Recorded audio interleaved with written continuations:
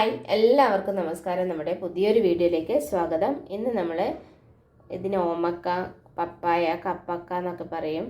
അതും വൻപയറും വെച്ചിട്ട് നല്ലൊരു ടേസ്റ്റി റെസിപ്പിയാണ്, നാടൻ റെസിപ്പിയാണ് ഉണ്ടാക്കാൻ പോകുന്നത്.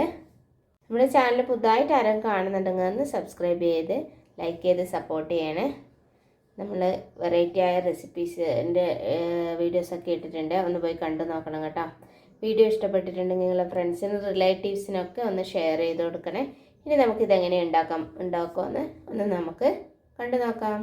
ഇതുപോലെ ഒരു കപ്പൊക്ക എടുത്തിട്ടുണ്ട് കേട്ടോ. ഇത് നമുക്ക് അരിഞ്ഞ് ഇതിൻ്റെ തൊലിയൊക്കെ കളഞ്ഞ് ക്ലീൻ ചെയ്തെടുക്കാം.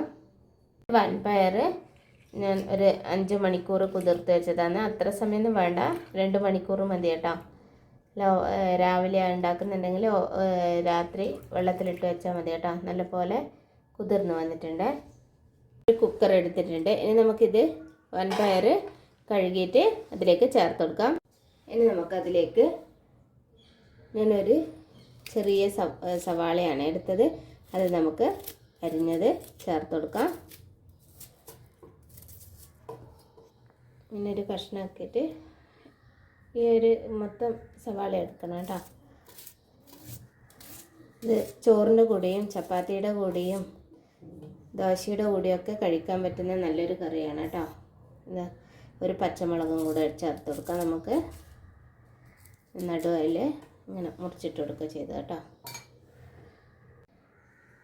ഒരു 1/4 ടീസ്പൂൺ മഞ്ഞൾപ്പൊടി ചേർത്ത് കൊടുക്കാം. ഉപ്പ് ഇപ്പോൾ ചേർത്ത് കൊടുക്കാം കേട്ടോ.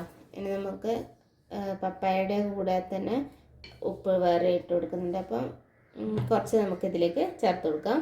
നമുക്കിത് വേവാൻ ആവശ്യമായ വെള്ളം കൂടെ ചേർത്ത് കൊടുക്കാം. ഇനി നമുക്ക് മൂടി വെച്ചിട്ട് ഒരു 3 വിസിലാക്കി എടുക്കാം. പപ്പായ നമ്മൾ ഇതങ്ങനെ ചെറിയ കഷ്ണങ്ങളാക്കി എടുത്തിട്ടുണ്ട് കേട്ടോ. കഴുകി എടുത്തിട്ടുണ്ട്. ഇതിലേക്ക് കുറച്ച് കറിവേപ്പില ചേർത്ത് കൊടുക്കാം. 2 പച്ചമുളക് കൂടെ ചേർത്ത് കൊടുക്കാം. കുറച്ച് ഉപ്പാണ് കേട്ടോ. നമ്മൾ പയർ വേവിക്കുമ്പോൾ ഇട്ട് കൊടുത്തായിരുന്നു. ഇതിലേക്ക് കുറച്ച് ഇട്ട് കൊടുക്കുന്നുള്ളൂ. ഇതിലേക്ക് കുറച്ച് വെളിച്ചെണ്ണ മതി കേട്ടോ. 1 ടീസ്പൂൺ മതി. അതുകൂടെ ചേർത്ത് കൊടുത്ത് നമുക്ക് നല്ലപോലെ ഒന്ന് മിക്സ് ചെയ്തെടുക്കാം.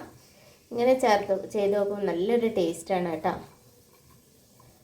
നമുക്കിതിലേക്ക് ഞാൻ ഒരു സാധനം കൂടി ഇടാൻ മറന്നു കേട്ടോ. കുറച്ച് മഞ്ഞൾപ്പൊടിയാണ്, അതുകൂടെ ചേർത്ത് കൊടുക്കാം. എന്നിട്ട് നമുക്ക് നല്ലപോലെ ഒന്ന് മിക്സ് ചെയ്ത് കൊടുക്കാം കേട്ടോ. ഇതുപോലെ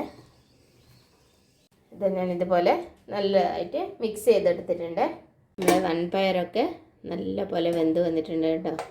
ഇനി നമുക്ക് നമ്മുടെ കപ്പക്ക, ഓമക്ക എന്നൊക്കെ ചില സ്ഥലത്ത് പറയുമായിരിക്കും, അത് നമുക്ക് ചേർത്തെടുക്കാം.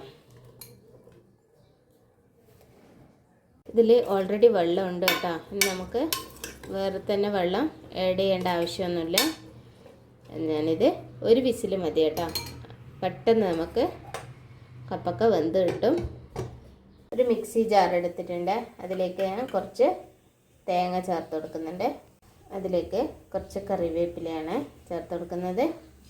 പിന്നെ നമുക്ക് 3 ചെറിയ ഉള്ളി, പിന്നെ ഒരു വെളുത്തുള്ളി, പിന്നെ നമ്മൾ ചേർക്കുന്നത് ഒരു 4 കാന്താരി മുളകാണ്.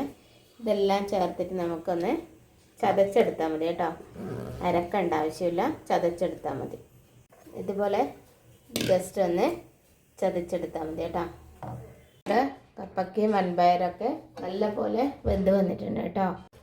ഇതിൽ നല്ലപോലെ വെന്ത് വന്നിട്ടുണ്ട്. ഇതിലേക്ക് നമ്മുടെ അരപ്പ് ചേർത്ത് കൊടുക്കാം.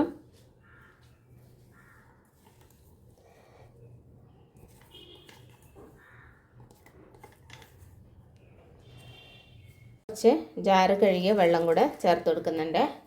ഇനി നമുക്ക് ഉപ്പ് വേണമെങ്കിൽ ഇട്ട് കൊടുക്കാം. നോക്കിയിട്ട് എൻ്റെ ഉപ്പ് ആവശ്യത്തിനുണ്ട് കേട്ടോ. ഇനി നമുക്കിതൊന്ന് തിളപ്പിച്ചെടുക്കണം. നമ്മളെ പയറും പപ്പായൊക്കെ നല്ലപോലെ തിളച്ച് വന്നിട്ടുണ്ട് കേട്ടോ. ഇനി നമുക്കിത് ഗ്യാസ് ഓഫ് ചെയ്ത് കൊടുക്കാം. നമുക്ക് ഒരു പാത്രം അടുപ്പത്ത് വെക്കാം. ഇനി അതിലേക്ക് കുറച്ച് എണ്ണയാണ് കേട്ടോ. ഞാൻ വെളിച്ചെണ്ണയാണ് ഉപയോഗിക്കുന്നത്. ഇനി നമുക്കതിലേക്ക് കുറച്ച് കടുക് ചേർത്ത് കൊടുക്കാം. ഞാനതിലേക്ക് കുറച്ച് ചെറിയ ഉള്ളിയാണ് ചേർത്ത് കൊടുക്കുന്നത്. കുറച്ച് കറിവേപ്പില ചേർത്ത് കൊടുക്കാം. പിന്നെ വഴണ്ട് വരച്ചാട്ടോ. നമ്മുടെ ചെറിയ ഉള്ളി നല്ലപോലെ വഴണ്ട് വന്നിട്ടുണ്ട്. ഇനി നമുക്ക് ഇതിലേക്ക്